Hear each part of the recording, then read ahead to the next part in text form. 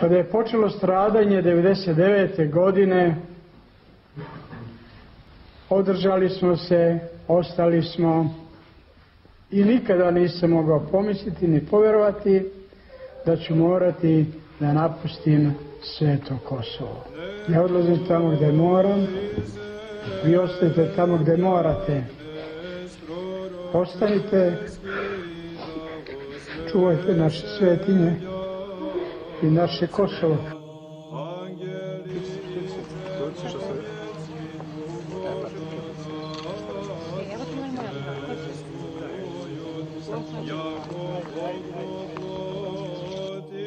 Čovek koji nas je uveo u problematiku pregovora oko Kosova i Metohije, da nas je vlada koja je tada ne samo to uradila, nego je i uništila gotovo sve paralelne institucije na Kosovu i Metohiji. A najvažnija paralelna institucija je bila naša crkva na Kosovu i Metohiji. Vladika Artemije je tada raščinjen. Naravno, u sve sukobe koje postoje u pravoslavnoj crkvi, ali suštinski narod je bio najviše tamo vezan za pravoslavnu crkvu. Režim Borisa Tadića je oterao vladiku Artemije, to svi znaju. E sada ti, preobučeni, novi, navodno drugačiji, oni sada tvrde da je politika prema Kosovu i Metohiji loša. Ja mogu da tvrdim da je politika prema Kosovu i Metohiji loša i da je ona loša već 20 godina. Da je ona loša možda i 100 godina. Da je loš bio Briselski sporazum, da je katastrofalno bilo premeštanje iz Ujedinjenih nacija na Brisel, da je loše bilo 2004. Da je loše se Đinđić postoji. Ja mogu to da kažem kao neko ko nije učestvovao u tome, ko je žrtva tih procesa. Ne samo oko Kosova i Metohije, nego žrtva loše politike 90-ih, žrtva loše politike 2000-ih. Ne ja, generacije su ovde žrtve loših politika. E ja imam prava to da kažem.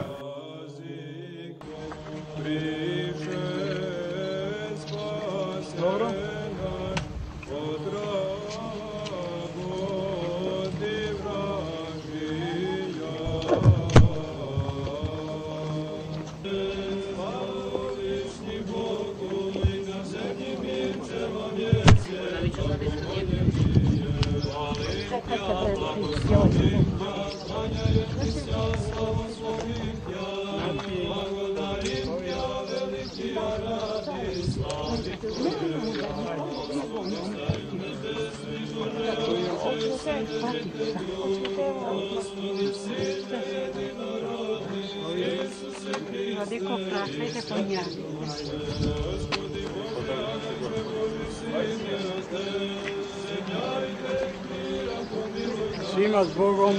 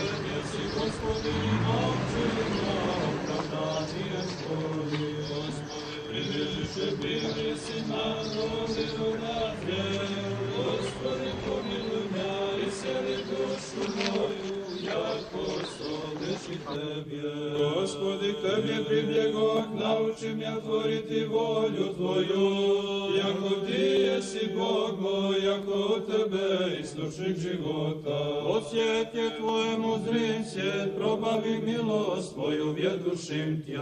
Svjati Bože, svjati krepki, svjati besmrtni, pomiluj nas. Svjati Bože, svjati krepki, svjati besmrtni, pomiluj nas. Svjati Bože, svjati krepki, svjati besmrtni, pomiluj nas. Slava Otcu i Sinu i Svjatomu Duhu, i ninje i prisno i go vijeki vjekova.